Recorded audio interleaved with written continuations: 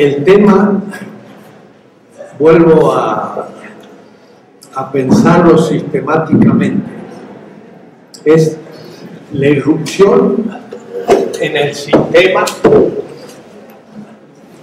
que se fetichiza, que estructura la dominación ante dominados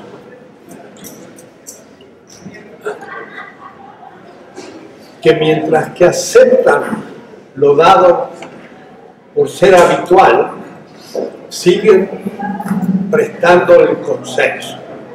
Es lo que dice Gramsci. Pero llega un punto en que se rompe el consenso. Y entonces ese dominado más los excluidos forman ese bloque social que he llamado pueblo, que irrumpe en el sistema, en primer lugar, para negarlo. Ese es el momento de la negación. En la segunda parte del curso. Entonces, sistemáticamente, no es fácil exponerlo, porque enseguida uno querría empezar a hablar sobre las alternativas, pero hay que mantenerse un poco a reflexionar más en fondo el tema de la actitud ante el sistema, primero negativo y después destructivo. Y eso tiene 5 parágrafos, es largo, porque hay mucho tema. Y comienza por una toma de conciencia. Y ese tema de toma de conciencia, prise de conscience, dicen los franceses, es el gran tema de Paulo Freire. Es decir, Paulo Freire se sitúa aquí, exactamente. Y por eso que muchas veces los pedagogos dicen, Paulo Freire no es un pedagogo, como lo era Rousseau y otros, Montessori, sino que es un político. Y esa crítica tendría razón, pero es un momento político-pedagógico. ¿Cómo crear en la gente, en el pueblo, esa conciencia crítica ante el sistema? A él no le interesa tanto en la pedagogía del oprimido enseñar a leer, sino enseñar a leer como una necesidad desde la toma de conciencia para cambiar las estructuras. Entonces, en el nordeste brasileño, él se reunía con la gente y le ponía una foto de un gran edificio. Y al lado le ponía una foto de un barrio empobrecido. Y ponía esas 2 figuras. Claro, para que descubrieran, por ejemplo, al fin de un cierto diálogo que en una había agua y en el otro no. Y donde no había agua, a ver cómo se escribe eso, y entonces escribía la palabra agua, que de paso es una palabra fácil, tiene 2 A, una G, una U, se escribe fácil. Pero en el fondo descubrían que había unas casas hermosas y la propia del barrio, chozas, miserables. Y entonces se preguntaba por qué. Y la gente empezaba a explicar en dónde se encontraba la diferencia entre la casa hermosa y la casa propia. Tomaban conciencia y inventaron una palabra los brasileños: concientización, que no es conciencia, Kant. Yo tengo conciencia, o Descartes. Je pense es en realidad ego cogito. Y cogito no es exactamente pensar, sino yo tengo conciencia. No es tanto tener conciencia que un proceso en el que yo voy tomando conciencia. Es como la libertad, no es asunto de ser libre, sino el proceso por el que yo vengo libre. Y de ahí que el brasileño no sería lo mismo la libertad que la libertación. Y sería liberación. Filosofía de la liberación no es una filosofía de libertad liberal, la liberté de la Revolución Francesa, sino que el proceso por el que el esclavo deviene libre, que no es el punto de partida. Como punto de partida es un esclavo, pero deviene libre en el sistema futuro. Entonces hay un proceso de libertad. Lo mismo es la concientización. Es un proceso de concientización. Aquí yo entonces debería ya trabajar Pablo Freire al comienzo de este capítulo, que va a ser el campo político, se hace cargo de los otros campos críticamente. Y la conciencia crítica, krinein, significa apartarse. Crisis significa juicio.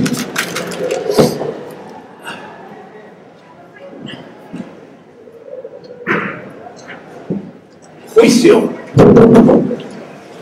Y el que da el juicio es un tribunal, que es el criterio en griego. Entonces, todo tiene que ver con alejarme de la situación en donde yo soy dominado y de pronto tomar conciencia que lo soy y veo el sistema y me sitúo objetivamente ante él. Es el momento en que el mundo dado, del que yo soy parte, y no puede ser objeto porque es la totalidad en la que me encuentro inmerso, como diría Popper, de la totalidad no hay concepto, por lo tanto no existe. No, yo tengo un concepto de la silla, de la mesa, de los entes, porque son objetos, pero de la totalidad que constituyen los objetos no puedo tener concepto, porque desde él conceptualizo los entes. Quiere decir que la totalidad dentro de la que me encuentro no la puedo poner en cuestión porque es el horizonte de toda mi actividad. Pero si yo me aparto de ese mundo y lo veo desde fuera, como el saco, que me lo saco y lo miro desde atrás, entonces ahora de pronto la espalda de mi saco, que no lo veía, ahora lo veo como un objeto.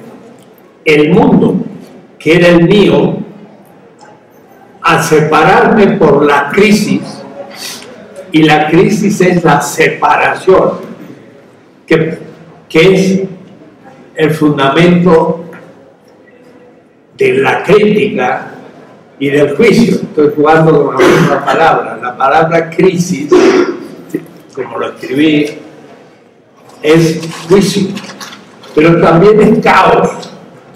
Entonces, la crisis viene porque pongo en cuestión al mundo y como me salgo de él, y ahora lo miro en totalidad y lo veo fetichizado, y cobro conciencia que dentro de él, pero ahora estoy fuera, soy un objeto dominado.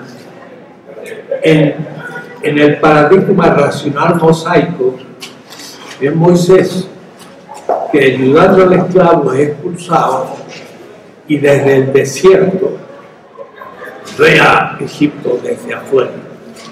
Es ver desde afuera mi propio mundo. Y eso es entrar en crisis. Entrar en crisis es perder la ingenuidad de ser parte de un mundo que es el mío. Y ahora ya el mundo era el mío, donde yo era un componente habitualmente dominado, pero ahora visto desde fuera, tomo conciencia de que soy un dominado. Y entonces viene, como si dijéramos hoy, la indignación. Pero todo comienza por ese tomar conciencia. Pero ese tomar conciencia hace que el pueblo, que aceptaba el sistema y por lo tanto prestaba su consenso, permitía la hegemonía de la que habla Gramsci. Un bloque social, no histórico. Un bloque histórico en el poder tiene hegemonía cuando el pueblo guarda consenso. Pero cuando el pueblo entra en crisis, se aparta del sistema, lo observa desde fuera, se descubre dominado y ahora dice, no puedo aceptar esta situación, rompe y entra el disenso. Y el disenso entonces rompe la hegemonía del bloque histórico en el poder, porque ahora ya no tiene más el apoyo del pueblo, que ha entrado en crisis de disenso. Entonces ahí empieza todo. Y ahí empieza también la constitución del pueblo como pueblo. Y eso al mismo tiempo es el surgimiento del liderazgo. Si me permite una palabra vulgar, la conversión del Mesías.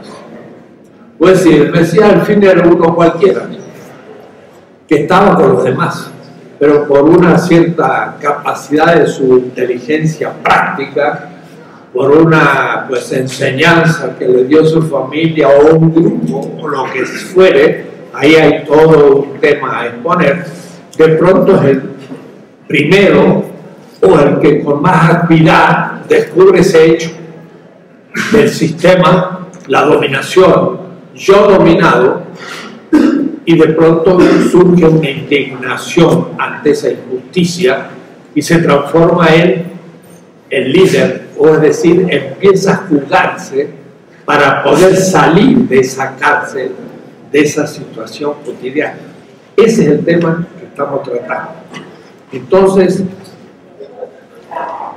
una vez que se toma conciencia el pueblo, todavía vacía, porque ni conoce bien de qué se trata, pero se sabe sufriente y se sabe dominado, porque ve que hay otros que tienen cosas que él no tiene, que tiene cultura que él no tiene, que tiene autos que él no tiene, y por la pura diferencia descubre el ser un dominado, negado, el que no tiene derecho a los bienes que el sistema dice poder otorgar a todos sus miembros.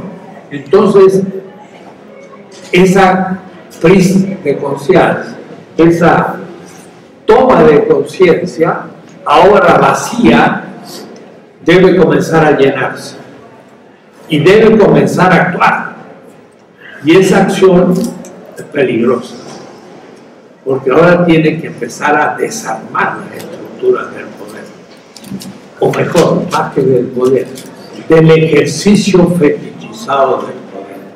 Es entonces Hidalgo que toma conciencia, y ahí viene la importancia de la teoría, porque algunos más, ¿qué diría yo? No quiero usar la palabra inteligente en su sentido académico, sino más capaces de captar la realidad en un sentido militante. Captan más la realidad. Y esto pueden empezar a enseñar. Y eso justamente es el liderazgo. Son los que son capaces de formar un grupo que va tomando conciencia. Y a ese nivel en que se sitúa también la teoría. Digo esto porque los partidos políticos actuales, aún en México, y aún de izquierda, y aún nuevos, mire cuánto aún he dicho, hay una cierta distancia de la teoría, hasta punto que hay un hermoso, ahora en Telesur, Vida del Che, hecha por un gran personaje, pero él dice: el Che no partía de ninguna teoría.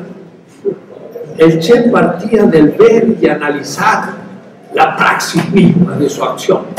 Por eso era algo así como un romántico, un aventurero,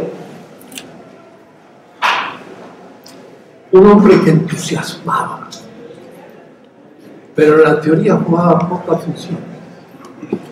Entonces yo de eso quiero decir, atención, ese che cuando iba a la facultad de medicina devoraba libros y se leía todos los libros de izquierda, Rosquita, Marx, Lenin, leía muchísimo cuando era estudiante, no salió de la pura praxis, salió también de una teoría.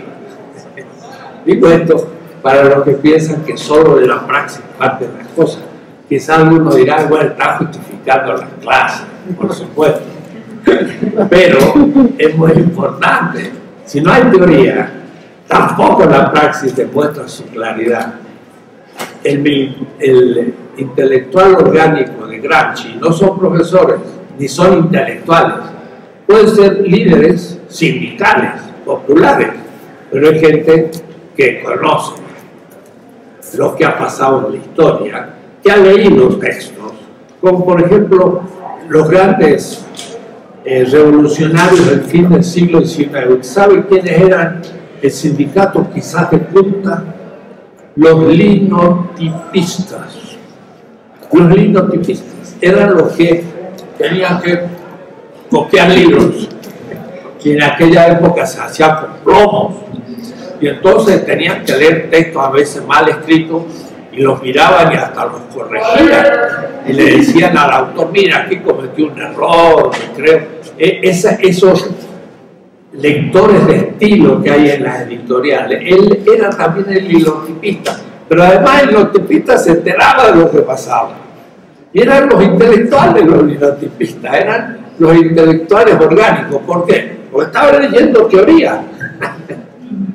Quiere decir que no hay triste conciencia sin una cierta teoría.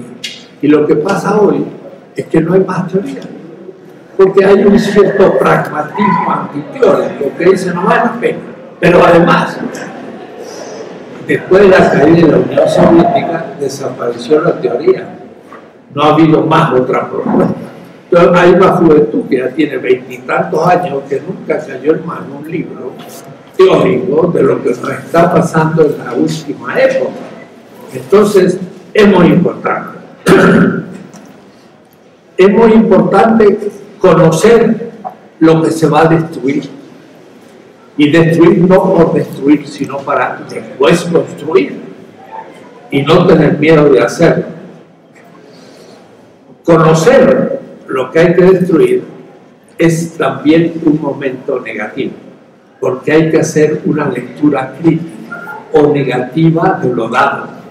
Y si un autor que en el plano negativo, ahora le llamaré revolucionario, ejemplar, que dedicó prácticamente su vida solo a hacer una teoría, un diagnóstico crítico del capitalismo, y que prácticamente no avanzó sino algunas líneas lejanas, lo que podía venir después, es decir, se quedó en el momento negativo, no construyó nada porque no podía construir todavía, porque sería ya construir un nuevo sistema. Fue Karl Marx, no tuvo ninguna experiencia constructiva. La Internacional no era un partido, era un grupo de opinión dentro de los sindicatos, y a su vez este grupo lo que tenía era un diagnóstico del capitalismo negativo y punto. Lo positivo, imaginémonos una asociación de hombres libres, pero era como una imaginación. Él decía, imaginémonos una vez más, como diciendo, bueno, alguien me dirá, yo por de vez en cuando lanzo un sueño, pero ese sueño no lo había analizado con precisión porque no tenía experiencia. Y cuando se produce la Comuna de París, dice, ahora sí, descubrí un tema que no había visto nunca, de que un grupo de obreros tomaron la ciudad y se hiciera gobierno, y fue derrotado violentamente. Marx en eso se quedó desconcertado, pero dijo, ahí está el futuro, está el comienzo de algo nuevo. Sí, pero es solo el comienzo. ¿Cómo hacer para que esa revolución de los obreros se estabilizara, se organizara, destruyera las antiguas instituciones y creara las nuevas, y después de un siglo viéramos lo que hizo? Nada de eso, a los pocos meses nos mataron a todos. Y entonces no tuvo otra experiencia, pero nos sirve para la visión negativa. Por eso entonces la toma de conciencia tiene que ser para ver la realidad en su negatividad, pero para verla con precisión. Y lo voy a hacer a 3 niveles: en el campo material, en el campo formal y en el campo de la factibilidad. Puedo decir, el proceso popular y de liderazgo, de transformación de un sistema fetichizado, se va a hacer a esos 3 niveles que he trabajado en todas mis obras. Puede haber otros niveles que pueden agregar, pueden complicarse eso mucho mejor, pero al menos que nos sirva de un esquema trabajado del cual se pueda partir para ir más allá. Diríamos, son falseables porque son claros,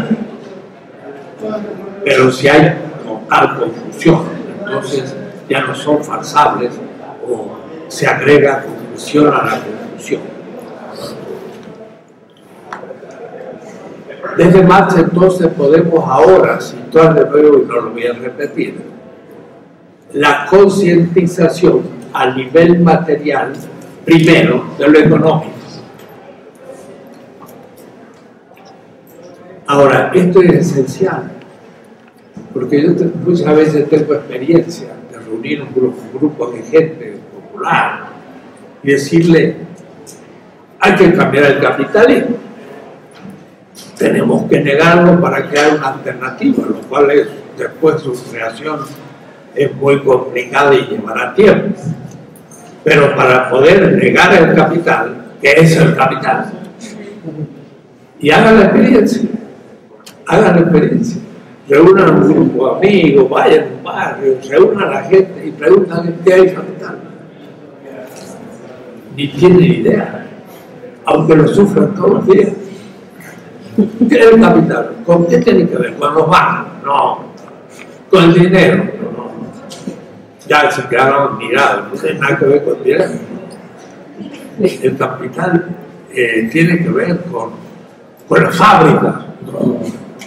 Y le pueden describir todos los entes que pululan o pueblen el campo económico, pero nunca van a poder hacer el esfuerzo que hizo Marx durante años y años estudiando en la mejor biblioteca del mundo económica de la época, siendo un filósofo alemán que se metió a la economía. No van a poder hacer ese proceso. Y entonces usted dice, no, mire, ¿sabe qué? El capital es el valor que se valoriza. Y lo pueden mirar ustedes con los ojos abiertos y diciendo, ¿y qué es ese fantasma? ¿Cómo se come eso? Ah, bueno, eso tranquilo, podemos empezar y lo he hecho tantas veces que ustedes ya saben, explicar lo que es el valor. Cómo el valor está en la mercancía, cómo está aquí, está allá, cómo funciona. Entonces, eso es una teoría. Pues si no, como las cabezas de Minerva, yo corto una cabeza y surge otra, y corto uno y sale otra. Y entonces yo lucho contra el capital, pero no lucho contra el capital, sino contra apariencias. No voy al fondo. Entonces, cambiar el capitalismo va a llevar mucho tiempo. Pero también partió de una teoría, y esa teoría, el que niegue al sistema debe conocerla aunque sea en sus elementos fundamentales. Entonces yo diría, cuidado con la teoría. Marx, ya que se lo tomo a veces como ejemplo, mañana a la tarde de paso va a haber un panel ahí en el Zócalo y vamos a hablar sobre la actualidad de Marx. Así que voy a repetir algunas cosas de hoy, pero para el gran público, ¿en qué sentido Marx es actual? Bueno,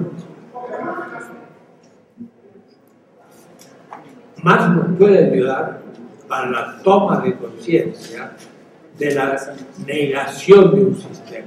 En ese momento se encuentra. Así como Paulo Freire nos advierte que hay que tomar conciencia, cuidado, la toma de conciencia es conciencia política, ética, ya no moral, ya no es conciencia política de las exigencias del sistema vigente, que yo llamaría lo analógico a la moral en la ética, sino que estamos en momentos críticos, que es lo que yo llamo la ética ética, porque la primera parte del sistema vigente le llamo moral. Eso hay que verlo en las 14 tesis de ética, en la ética de la liberación y demás. Lo dado es la moral, y Marx critica la moral burguesa. Y eso creen que critica todo, la moral, la ética, no le interesa esas cosas, le interesa la ciencia, falso. Bien, hace una crítica a la moral, pero la crítica a la moral que hace es la ética. Es la ética. Lo mismo, la crítica a la política vigente es una política crítica, normativa, es una crítica de transformación que exige coherencia en los sujetos. Porque la cosa no es fácil. Estos días, de nuevo, como siempre, el diario de hoy, la corrupción en el Distrito Federal, delegaciones que un partido de izquierda ha dejado limpito, sin teléfono, sin computadoras, se han llevado a los escritorios. Me gustaría saber dónde están, en sus casas, o las habrán vendido. Y eso es el PRD, la izquierda.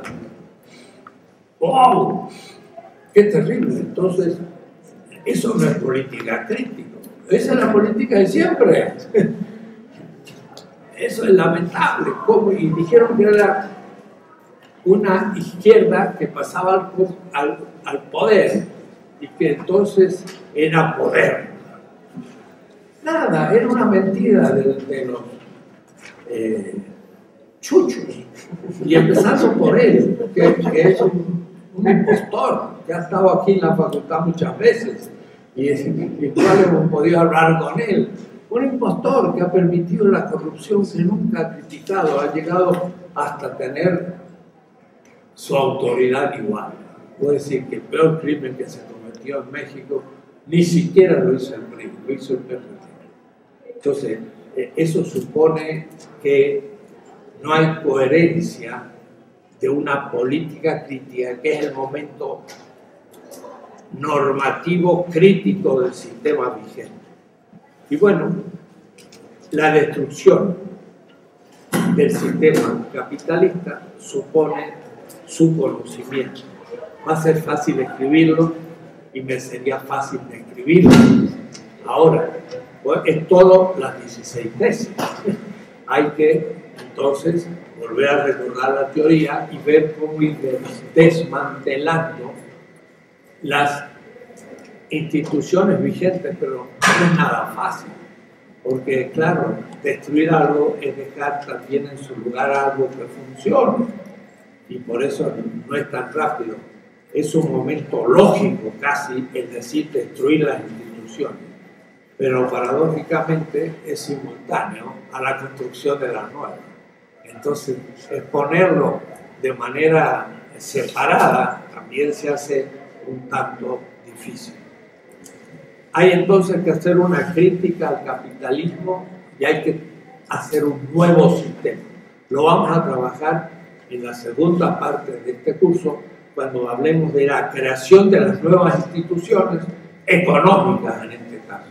Y eso lo he trabajado un poco en las 16 tesis de economía política, en la tesis 13, el principio material, normativo y crítico de la economía, y especialmente en la tesis 16, más allá del capitalismo y cómo se articula el nuevo sistema que parte de la negación del actual.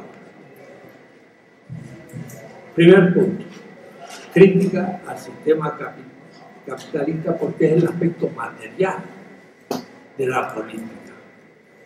Y aquí en las 16 tesis 13, yo hago una pregunta un tanto que puede parecer tautológica. ¿En qué consiste el aspecto material de la economía? La economía es lo material por excelencia. ¿En qué consiste lo material de la economía? Pero como material siempre yo he dicho, y opino que esa es la visión de Marx, es lo que se refiere a la vida. La economía era tenida como última instancia material por el marxismo tradicional, porque era la que producía las mercancías, la que consumida permitía la sobrevivencia, por eso era la última instancia material, y la política y la ideología eran superestructura.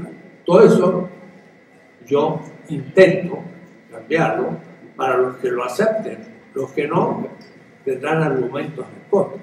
La política no es superestructural, es constitutiva del acto humano, que no hay supra y hay infraestructura, sino que es un acto complejo. Y Marx mismo dice, en la esencia de la mercancía, no lo dice con esas palabras, está ya el derecho.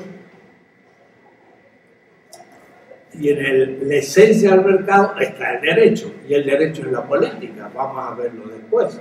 Entonces, el derecho pertenece a la economía.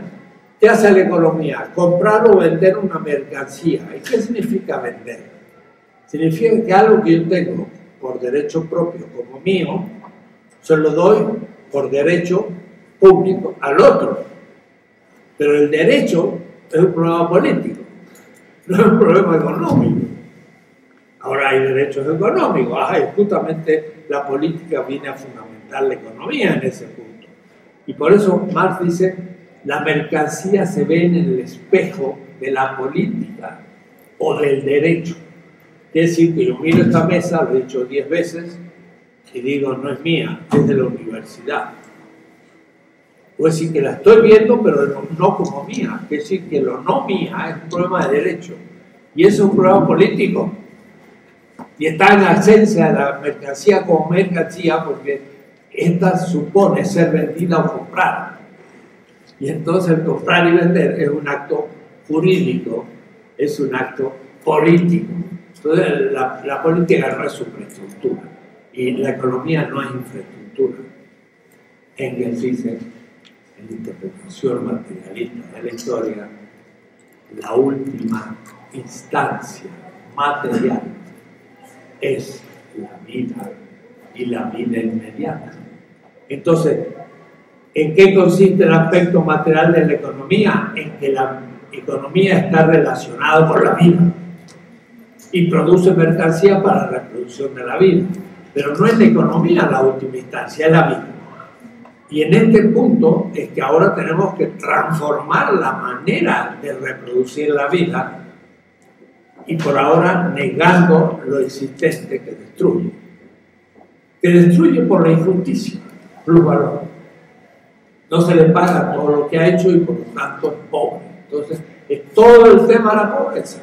El pobre es el que se levanta, como el esclavo, a luchar por una sociedad más justa. Esta es la verdad del trabajito del francés con nombre italiano sobre la inequidad o la desigualdad en el capital. Hay ricos y hay pobres, pero eso es un efecto del capital, no es la esencia del capital. La esencia del capital es lo que Marx quiso descubrir, era el plusvalor. Y el plusvalor es no pagársele a alguien lo que éste pues ha producido. Eso ya es un tema político primero. Por ahí leí algún trabajo sobre esto que se llama el salario universal. Todo ciudadano, por ser ciudadano, recibiría un cierto salario por el cual pudiera vivir. Y eso no es incosteable. Y aún podría no trabajar y ser humano, pero viviría por lo mínimo. pero viviría. Pero sería parte del mercado, además. Y entonces, para poder vivir mejor, debería que empezar a trabajar también. Y tener entonces más recursos para poder hacer una vida más, entre comillas, desarrollada. Pero todos podrían ser garantizados en la vida. Claro que entonces habría que tener responsabilidad en el poner en la existencia la nueva generación. Y eso ya no sería un acto puramente privado, sino también sería un acto comunitario. Si somos demasiados, podría la sociedad, con el consenso de la gente, pero discutiendo, el que pudiéramos tener durante una o dos generaciones menos hijos, y estos vivirían mucho mejor. Y no matarlos después cuando han nacido y sean miserables. Matarlos de hambre cuando han nacido es una injusticia. No tenerlos es perfectamente ético y político. No es lo mismo. Bien. Pero si la pobreza es el primer efecto del sistema económico, el más grave es el ecológico. Entonces, segundo punto, político fundamental, en que habría que destruir las causas que no hacen posible las grandes decisiones ecológicas. Y ahí entonces de nuevo había un momento negativo. Bush, lo he dicho muchas veces, no quiso firmar el protocolo de Kioto ecológico, porque esto pondría en crisis, si se viera honestamente, la economía norteamericana. No firmó el protocolo y era antiecológico en su actitud. No le interesa la destrucción de la vida, total se producirá dentro de un tiempo que ya no le tocará al señor Bush, pero le tocará quizá a los bisnietos del señor Bush y no se van a salvar. Entonces, es el capital también la causa de la posible extinción de la vida. Y ahí entonces el esclavo que se libera también de un sistema genocida, suicida de la humanidad. Y hay que negarlo, no solo porque crea pobreza, sino que sería la humanidad, sino porque extingue la vida. Entonces también habría que negar las causas. En ese punto, todavía yo no tengo escrito un artículo, lo tengo escrito pero no está publicado, algunos aspectos sobre la crisis ecológica, y le llamo una ecológica de la liberación. Ahí hay que ver a qué punto el capitalismo, de nuevo, es causa de la destrucción de la vida, pero ya no vida humana, sino de la vida como tal en la Tierra, y de manera acelerada. Ahí tengo un artículo, podríamos exponer el tema, pero serán en los trabajos escritos que correspondan a esta parte. El argumento lo he dado más de una vez, lo repito muy rápido. No es la tecnología destructiva de la energía y la materia de la Tierra el peligro ecológico. El peligro ecológico es el capital. Porque la tecnología que destruye de manera irracional materia, puede decir, gasta, por ejemplo, hierro, pero un hierro que forma parte de una máquina, pero después se oxida y va cayendo en la naturaleza por minúsculas formas, cantidades que no pueden ser ya recolectadas nunca más como hierro, porque es impagable. Entonces hay una disolución de la materia que se va produciendo por su uso y aún en su producción y en su consumo. Es lo entrópico. El hierro que puede sacarse de una mina está puro, lo puede usar en cantidad, pero Y el oro igual. Pero el oro de mi anillo, ya se ha ido gastando con los años, nadie lo va a recuperar. Está diseminado en la sociedad, en la materia de la tierra. Y eso es lo trópico, pasar de un valor de uso a un no valor. Entonces se consume materia, y las materias no son infinitas, no son renovables, sino que hay algunas de la materia que se extinguen, y estamos acelerando el proceso de extinción material.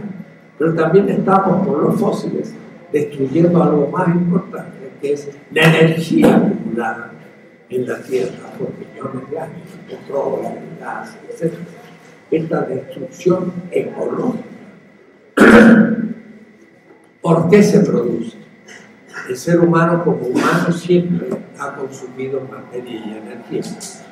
Y como tales somos trópicos. Es decir, hemos aumentado desde que empezamos con la agricultura y el pastoreo, aumentar la entropía de la tierra. Los animales son mucho más ecológicos.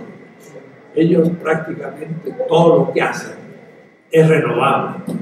El ser humano, en cambio, empezó a producir ciclos no renovables de extinción de materia y energía. Pero desde la revolución industrial y más desde los últimos 30 años, la cosa ha multiplicado geométricamente. ¿Qué produce eso? No la tecnología perversa, sino el capital. ¿En qué punto? En el mecanismo de la competencia. Lo he explicado muchas veces, lo sintetizo porque aquí sería el momento.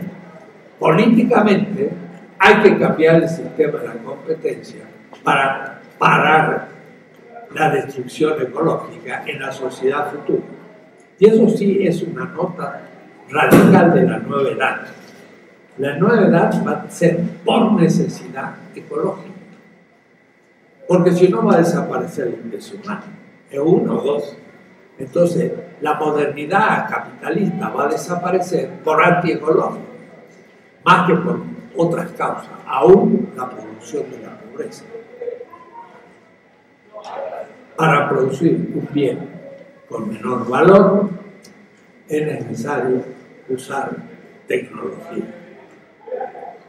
en masa para lograr menor precio y en la competencia poder vender mis productos, lo cual supone la desvalorización del producto de las otras empresas, de las otras ramas de la producción o de los otros países. La competencia crea el monopolio de un producto que, porque usa la mejor tecnología, tiene menos valor y más precio y destruye todos los demás. Esto ya es destrucción ecológica. Los que no pueden competir, la fábrica entera se cierra y queda ahí los edificios y las máquinas inútiles muchas veces porque se fundió. Pero además la rama o el capital o el país que tiene una producción más desarrollada por su composición orgánica y produce con menos valor, le dura poco su monopolio, porque los otros se igualan. Entonces, ¿cómo hacer para poder volver a distanciarse? Usar tecnología mejor, pero la tecnología mejor no siempre es la que se puede llevar a corto plazo. El quemar petróleo es la manera más rápida de producir usando ese tipo de energía. Porque si uso la energía solar, estamos en los prolegómenos, justamente viendo todas las tablas de la química ayer, me di cuenta que después del hidrógeno, el elemento de la Tierra más simple es el litio. No sé por qué está justo después del hidrógeno. Me dije, el litio, mirá, los bolivianos tienen tanto litio, por suerte. Y ahí está la acumulación de la energía solar, ¿no? Sí. Pero esto es una cosa muy nueva. Y además el litio también es limitado.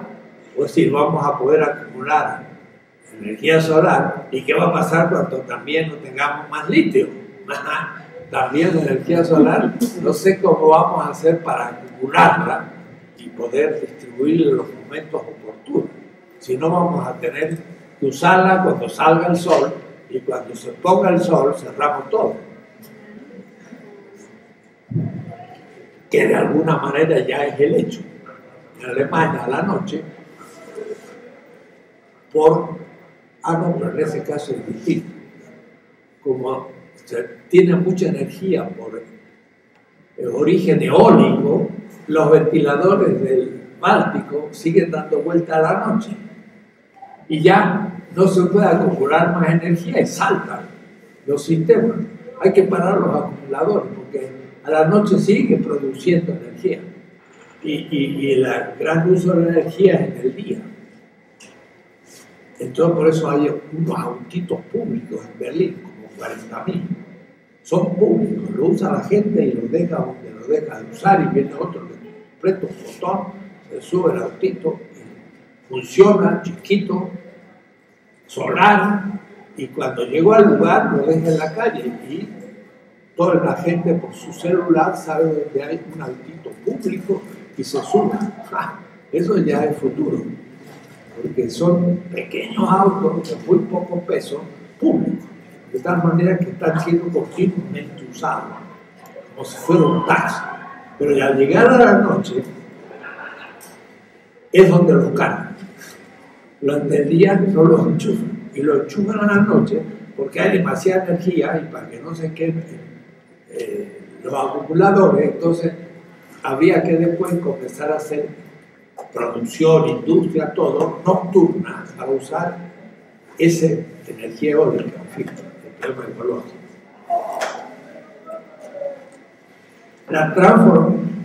La cuestión es así, entonces.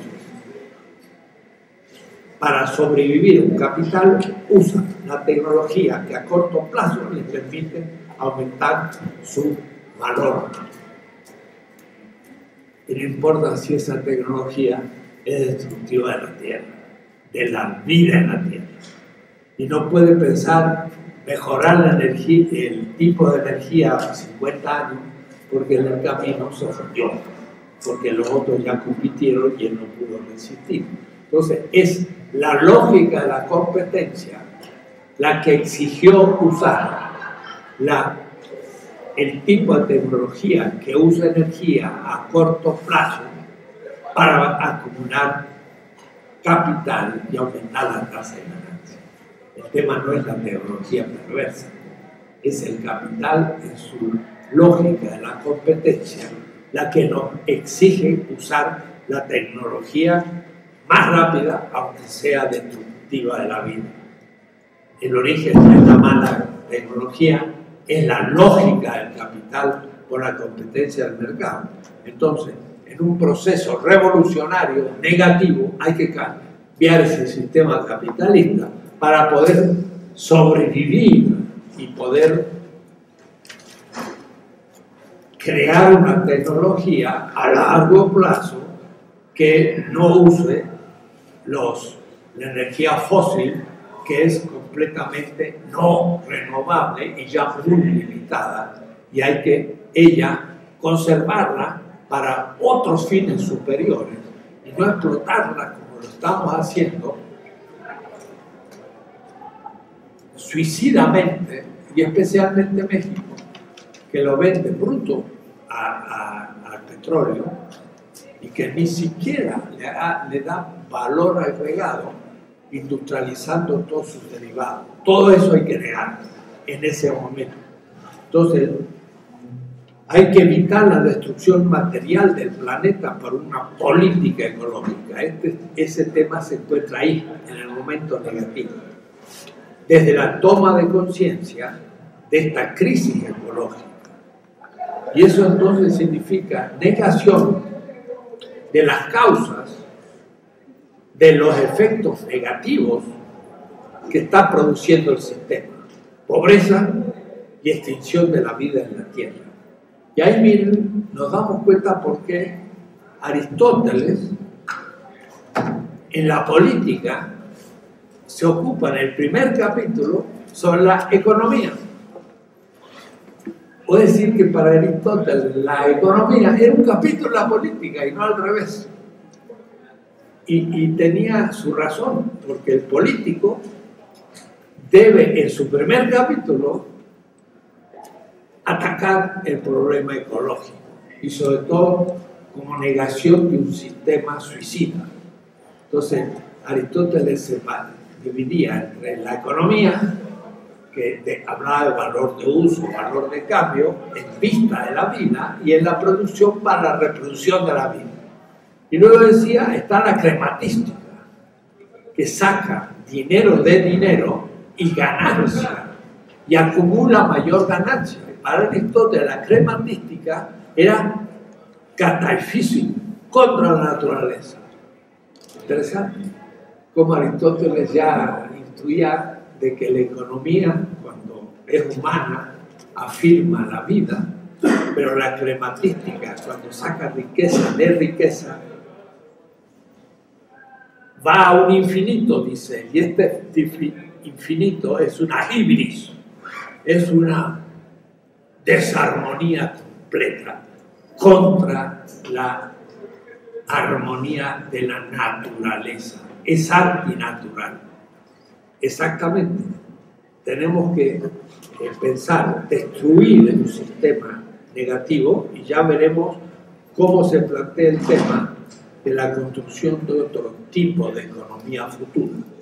Todos estos temas hay que tratarlo aquí, que sería el sistema capitalista y colonial, que entonces de nuevo un movimiento de liberación a nivel económico hecho desde la periferia o de la periferia postcolonial nuestra tiene mucho más todavía importancia, porque nosotros somos atacados no solo por el capital, sino por un capital metropolitano que explota y transfiere un valor de la periferia al centro. Entonces somos doblemente explotados por el capital y por la dependencia.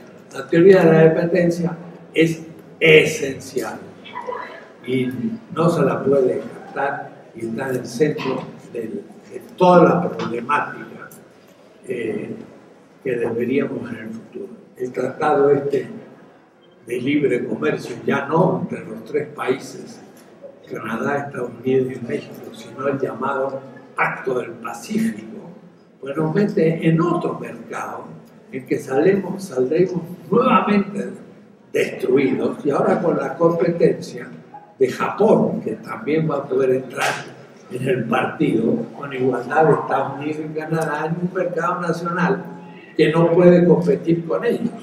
Y entonces somos parte de una coraza de Estados Unidos que se levanta contra China. Claro que es pura apariencia, porque los chinos seguirán avanzando, porque no necesitan tratados para ofrecer millones de dólares haciendo puertos, rehaciendo sistemas ferroviarios y una cantidad de cosas que los países del Pacífico también necesitan y que no van a poder tan fácilmente sacarlo. Pero miren, Estados Unidos quiere hacer una coraza con la OTAN y Europa y otra con el Pacto del Pacífico, y ahí entramos nosotros. La colonialidad se manifiesta. Y ahí por eso en política negativa afirmar un nacionalismo contra este tipo de pactos desventajosos internacionales es fundamental al comienzo. Pues decir, es un momento negativo. Vamos a afirmar el Estado contra el imperialismo. Y entonces Negri decía, el imperio no tiene nada que ver con ningún Estado, sino que los Estados pierden importancia. Y también Habermas va a decir, pierden importancia porque están pensando en la Unión Europea, donde los Estados nacionales pierden importancia en la región europea. Y entonces nosotros lo leemos y lo queremos imitar. Pero justamente nosotros estamos en otra posición, en una posición colonial, en la que tenemos que hacer es fortalecer el Estado, pero para afirmar un nacionalismo y un imperialismo que nos penetra y nos empobrece. Entonces, eso, partir del pueblo y afirmar el Estado, que no le puedo llamar nacional porque tenemos muchas naciones, como diría un boliviano, es decir, afirmar el Estado territorial, no le voy a llamar nacional, porque somos muchas naciones. Hoy es un imperativo político y se está dando aquí como momento negativo. Es decir, este Estado abierto a todas las sugerencias del imperio, el momento negativo sería cerrar las puertas de ese Estado y fortalecerlo. Un poco a lo Fichte, el sistema económico cerrado. Habría que cerrarlo hacia adentro y crear un mercado nacional, pensar usar nuestra energía para nuestro pueblo, fortalecerlo, educarlo, desarrollarlo, y después hablaremos de competencias si es que llega, pero de otra manera, ¿no? Postrados, empobrecidos y penetrados por todos lados, como cada vez estamos más. Entonces, por eso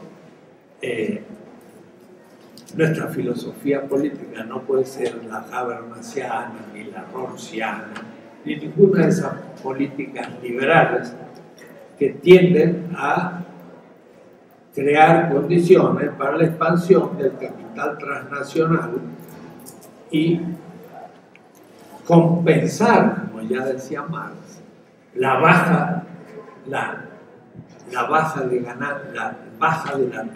ganancia. La baja de la tasa de ganancia supone que, como cada vez se invierte más en el capital fijo, diríamos la tecnología, la proporción del salario se hace cada vez menor. Y como la ganancia sale del salario, y el salario es la parte menor de la inversión, porque cada vez son las máquinas, la tecnología, lo que absorben el capital, la ganancia va tendencialmente hacia abajo. Entonces, el capitalismo siempre tiene la baja tendencial de la tasa de ganancia, más.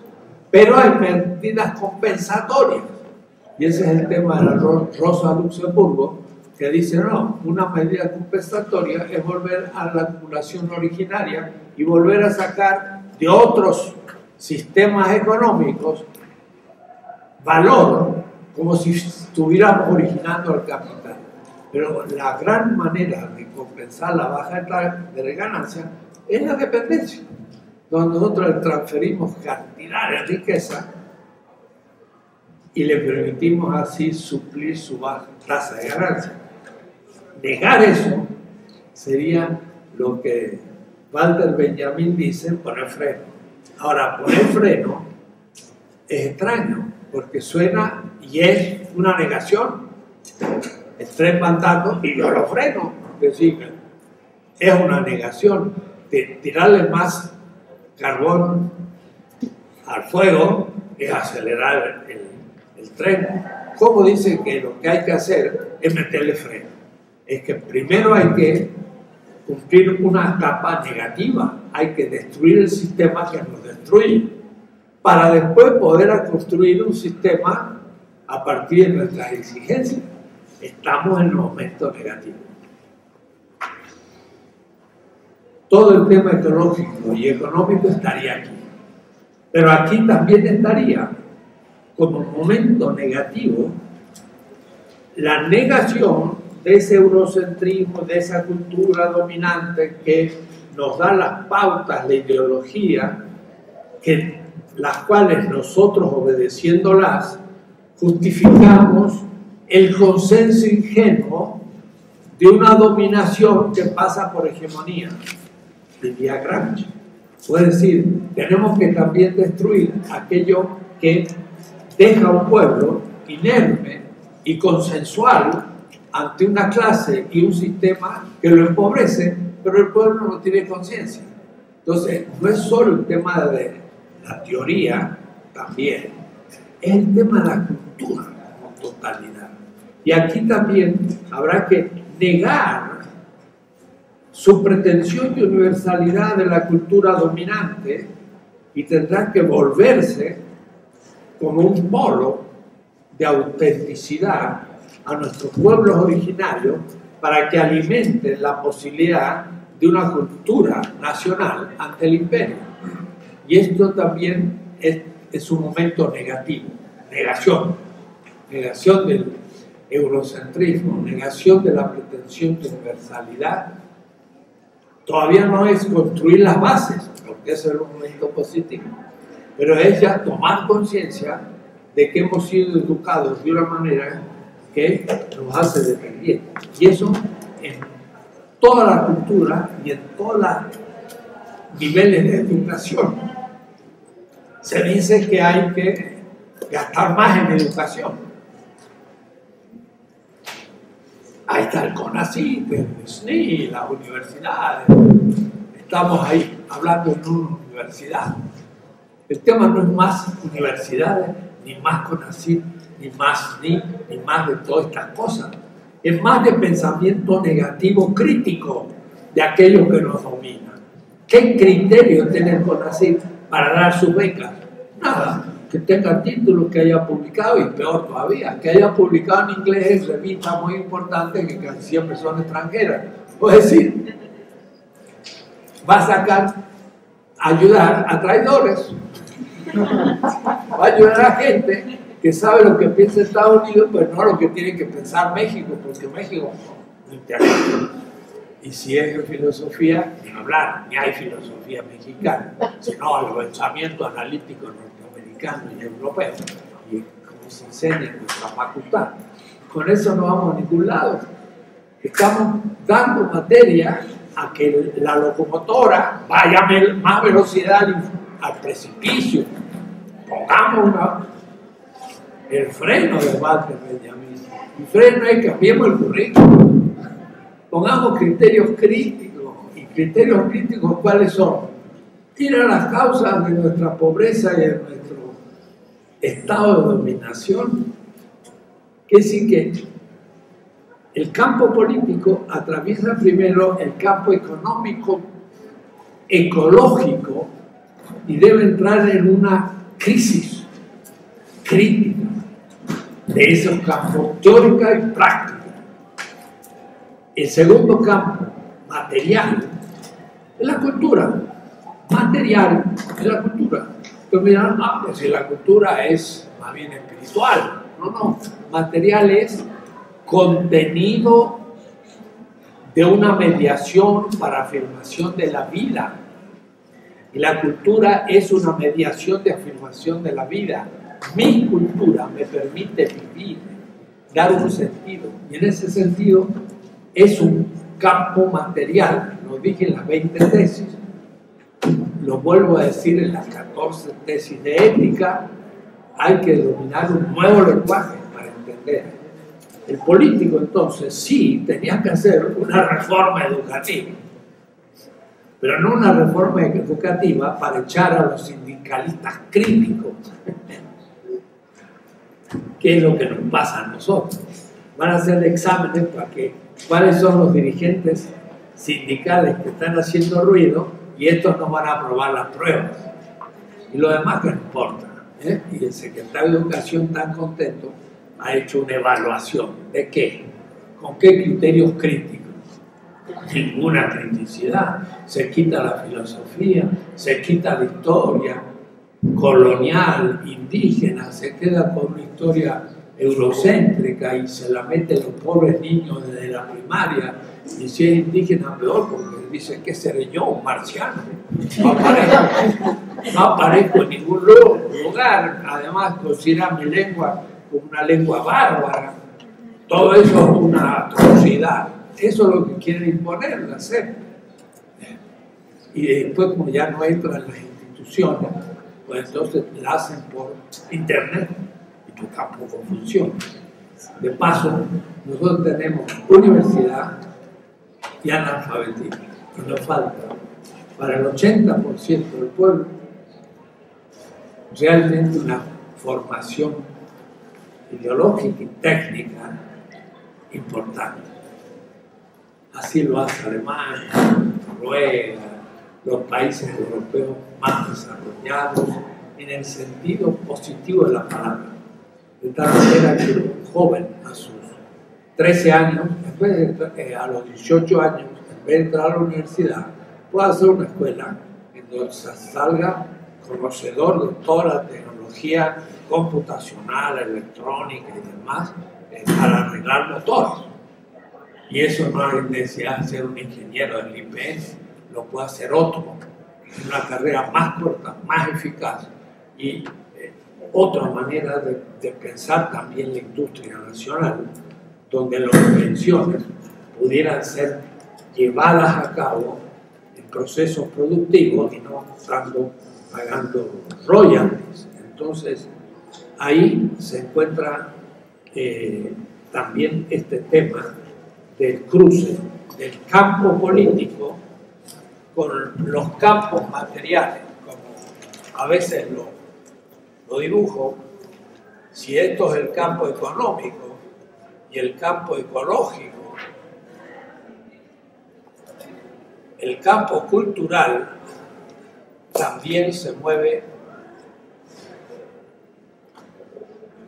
El campo político atraviesa el campo económico, el campo ecológico, el campo cultural.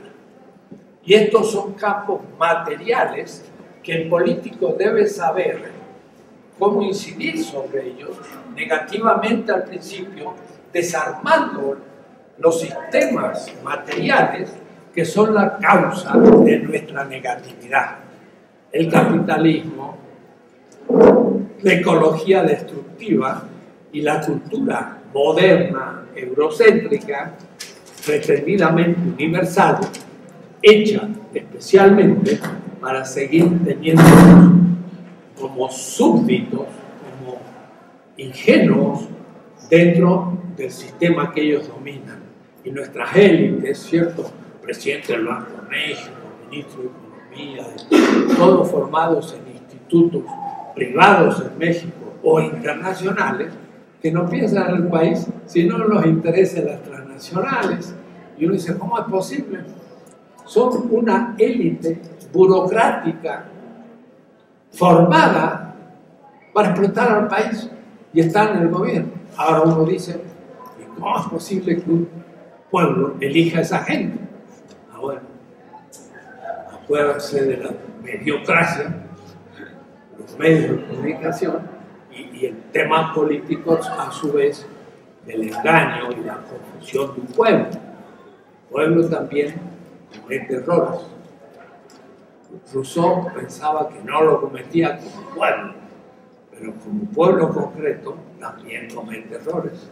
Y a veces, claro, está siendo educado en la confusión para aceptar esos criterios que lo pueden dominar. Entonces aquí vendría todo la negación de la cultura dominante y la también aniquilación de los límites puestos en el crecimiento de una cultura plurinacional y especialmente de los pueblos originarios, no porque nos vamos a volver todos pueblos originarios, pero sobre todo porque ellos tienen más claridad que nadie sobre un otro modo de vida. Y entonces ahí podemos aprender muchas cosas que nos son útiles. Entonces es más bien mundial. Por eso el zapatismo apareció, hizo una propuesta, dijo, empiezan los demás a construir sus propios proyectos, y los demás no colaboraron, se quedaron sentados en el ingenuo consenso y se quedaron solos, pero no por error de ellos solos, no de ellos solos, sino también por desidia, complicidad y todo de los otros sectores de la sociedad que tienen menos conciencia que ellos de la necesidad de ponerse de pie. Pero los pueblos originarios en América Latina ahora sí nos pueden enseñar cosas, hasta reinterpretar los fenómenos. El otro día, el 12 de octubre, en algunos lugares todavía son festejos y son los únicos que lo repudian bravamente. Y los españoles festejaron el Río Día de la Hispanidad. Pero por suerte una alcaldesa de Cataluña, claro, de Barcelona, porque los catalanes no tienen nada que ver con la conquista de América, porque ellos conquistaban el Atlántico, el Mediterráneo, y entonces los catalanes estaban en el norte de África, estaban en Sicilia, y su ámbito de conquista era el Mediterráneo, entonces no les interesaba el Atlántico. El Atlántico es castellano, andaluz, extremeño, y esos son los que vinieron a América. Entonces, un catalán, claro, dice, a mí que me importa esto, y además, ¿cómo pueden festejar un genocidio? Está bien, perfectamente era el tema. Lo mismo que el alcalde de Barcelona, pues piensan todos nuestros indígenas, y el que tenga un poco de claridad mental. Ese tema hay que atacarlo acá. También hay que ir a la negación material de otros temas que no había tratado en la política, según Botón. Creo que es el lugar de tratar el tema de la dominación del género, de la raza, de la edad y otros tipos de negaciones de ese pueblo. Porque ese pueblo no es una masa informe, una multitud, como diría Antonio Gramsci, sino que son familias con tercera edad, con niños, con mujeres, y en todas estas relaciones hay cosas que negar, dominaciones que hay que negar y que el político debe saber hacer. También distintos ejercicios de la sexualidad. Eso sí, yo no lo había tratado hasta ahora en política. Lo había tratado en la ética, la erótica, la pedagógica, pero me doy cuenta que hay que incluirlo en la política. Lo único que el género, la raza, la edad, por ejemplo, no son campos, en el sentido que yo los indico a la manera de Bourdieu. La economía es un campo, la cultura es un campo, pero el género ya no es un campo, es otro tipo de relación. Tiene que ver con el sujeto, sea varón o sea mujer o sea de distintos sexos. La edad tiene que ver con el sujeto corporal, sea niño, adulto o anciano.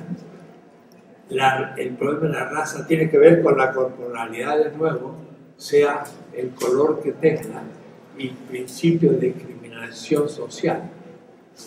No lo puedo ubicar como campos, pero en este campo, en este tema, habría que verlo como distintas dimensiones de la corporalidad. Entonces, la corporalidad está sexuada y hay una dominación masculina. Entonces, aquí hay que liberar lo femenino, la heterosexualidad, hay que redefinir las relaciones homosexuales, etc. Ese es todo un cambio. El otro, la igualdad de todas las razas y al mismo tiempo la dignidad de la tercera edad, de los que ya han trabajado y no pueden. Pero también hay que redefinir todo el campo del trabajo, en el sentido de que en la sociedad futura yo pienso que no habrá pensión, es decir, pensionados. Lo que hay que hacer es cambiar el tipo de trabajo, que es muy distinto. Un viejo puede hacer otros trabajos y los puede hacer muy bien, y más, tiene una experiencia para hacerlo. A veces por ahí en un aeropuerto, cuando uno va a la información, hay viejos que informan, pues lo hacen mejor que los adultos, porque tienen más paciencia, conocen más. Pueden hacer muchas funciones sociales y no tirarlos ya a la basura de un asilo, que de paso terminan rápido. Entonces, estos son temas políticos a atacar. Lo mismo la marginalidad urbana, que ya no es problemas de clases sociales, sino de situación marginal urbana Y como la humanidad va a ser un homo urbano, el 95% de la humanidad de aquí a 3 decenios va a vivir en las ciudades.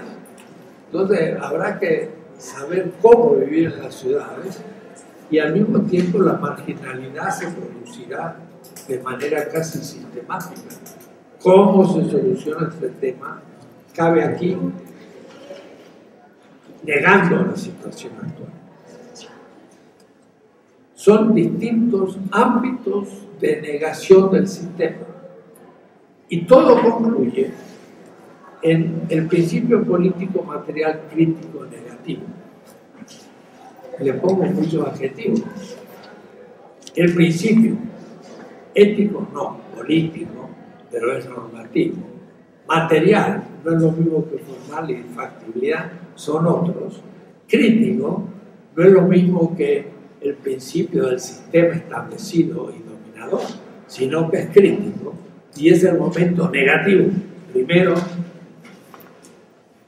mosaico, en el sentido lucha contra el faraón y destrucción.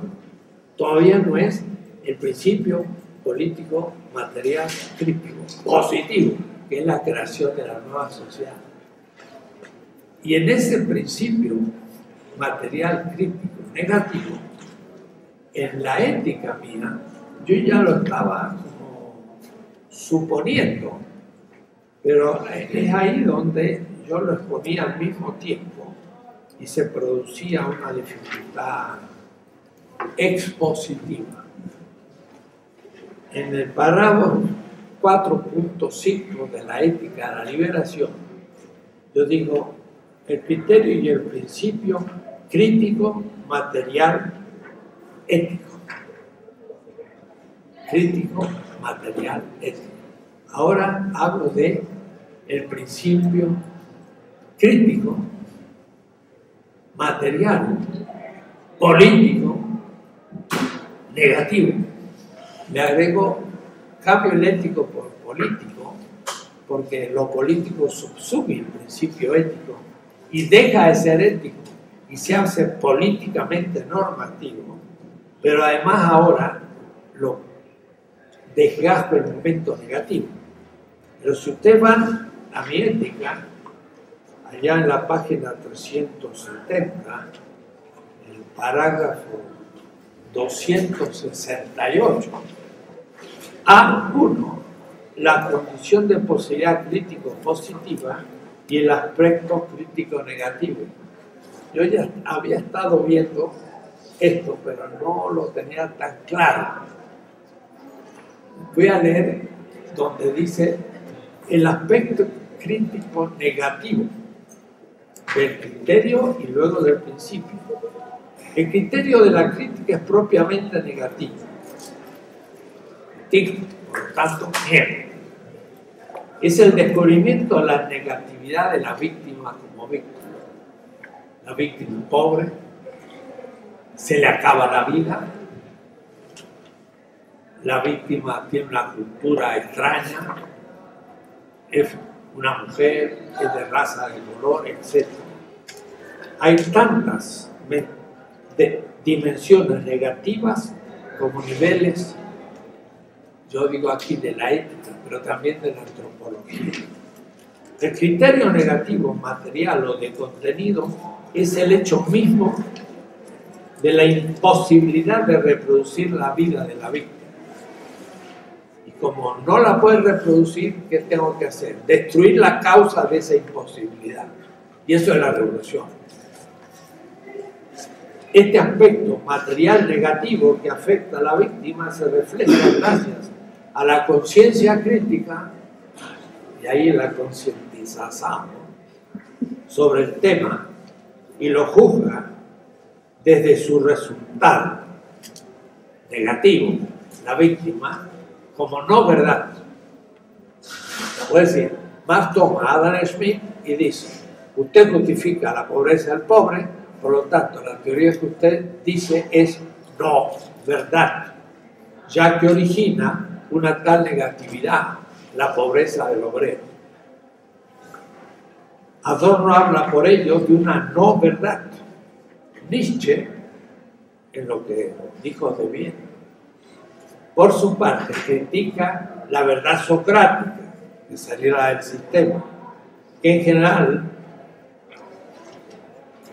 general, y entre paréntesis una larga exposición, solo debió criticar la verdad que enuncia que se puede vivir en un sistema que genera víctimas que no pueden vivir. Si eso fuera verdad, entonces tengo que decir que no la niego. Y por lo mismo es contradictorio o encubridor. No puede ser verdad un sistema que produce víctimas. Pero la propuesta nietzscheana de una voluntad de poder no es un criterio suficiente de discernimiento. La voluntad de poder de Nietzsche es también la voluntad revolucionaria, porque es una voluntad que cambia el sistema y de los dominadores los destituye de la dominación, pero pone a otros que son dominadores, porque los verdaderos, auténticos dominadores estaban siendo dominados por una clase ascética y judía. Entonces lo que pasa es que los sanos, los fuertes, los indoeuropeos estaban siendo dominados por unos ascéticos que eran ascéticos porque ni gozaban de la vida y eran unos enfermos. Entonces los sanos habían aceptado la moral de los enfermos y estaban soportando la dominación. ¿Qué tenían que hacer? Rebelarse. Parece muy crítico. Es justo lo contrario, porque ahora son los arios que vuelven al poder y ponen a los judíos ascéticos bajo sus pies, y Hitler va a decir exacto lo que necesito y se los mandó a los lados. Y Nietzsche lo justificó, y los nietzscheanos en la facultad están salvando a Nietzsche. Bueno, sí, pueden salvar la primera parte de Nietzsche, pero no la segunda. Y Hinckelhammer se la agarra con la segunda y lo deja hecho papilla al pobre Nietzsche, porque es todo Nietzsche, un racista. Es para que sitúe los temas. ¿Ven cómo los temas a veces uno los descoloca y cómo se intercalan? De la misma manera, las pulsiones reproductivas o de autoconservación son cuestión. Hinckelhammer habla lo reproductivo, lo que reproduce la vida propiamente. Pero Horkheimer llama reproductivas los deseos del sistema dominante, con la misma palabra. Entonces, para Hinckelhammer, reproductivo es reproductivo de la vida, pero para Horkheimer, la reproducción del sistema es lo reproductivo que hay que negar. A veces hay que tener cuidado con la terminología, ya que las instituciones tienen, como hemos anotado repetidamente más arriba, la pretensión de evitar el dolor y alejar la muerte. Freud, las instituciones alejan el dolor y la muerte. Pero si después institucionalmente crean la víctima, ahora crean institucionalmente el dolor y la muerte. Y ahora sí que tenemos que negar esa muerte. ¿Ven? Eso es el criterio. Pero también el principio crítico ético material tenía un momento negativo, el aspecto ético crítico negativo. 374, la página. Y ahí yo ya hablaba de todo esto, pero en la ética. Ahora lo tengo que aplicar a la política. Y yo, al hablar de este principio material crítico, digo lo negativo y lo positivo y lo pongo juntos. Ahora en la política digo lo negativo y lo explico bien separado. Lo material negativo, lo formal negativo, factibilidad negativo, la praxis negativo. Es la primera parte del tomo 3. Y la segunda parte es ahora lo positivo. Lo separo. Aquí lo unía y había una confusión. Me quedé 6 años porque estaba parado. no podía exponer porque volvía a repetir la ética. Ahora lo veo más claro. Puedo decir, el momento negativo es la metáfora de Moisés. Y el momento positivo es la metáfora de Josué, que construye la tierra prometida. Ahora está separadito. Pero todos mis trabajos anteriores están dando materia para entender. Y para poder entender lo que estoy diciendo, habría que leer con cuidado el parágrafo 21 del tomo 2, que es la esfera material de la política. Y ahí explico la esfera material vigente. Ahora es la esfera material negativa y positiva. Y hay que ver también el parágrafo 26, el principio material de la política, pero vigente. Y por eso pongo fraternidad. Revolución Francesa. Y algunos dicen, ah, claro, está trabajando en la Revolución Francesa. No. Pongo fraternidad para decir, esa fraternidad no es suficiente. Hay que ir más allá de la fraternidad, hay que ir a la solidaridad con la víctima. Entonces voy a negar la libertad, igualdad, fraternidad, y voy a decir, igualdad no, diferencia del otro. Libertad no, liberación. Fraternidad no, solidaridad. Otras consignas utópicas de la cuestión. Y entonces hay que leer un poco todo eso para ir viendo de qué estamos hablando. Eso porque tengo un tanto, si ustedes quieren, debilidad, negatividad, defecto, de pensar en un sistema abierto, pero sí, que las cosas sean coherentes. Pero me interesa mucho la sistematicidad de los temas.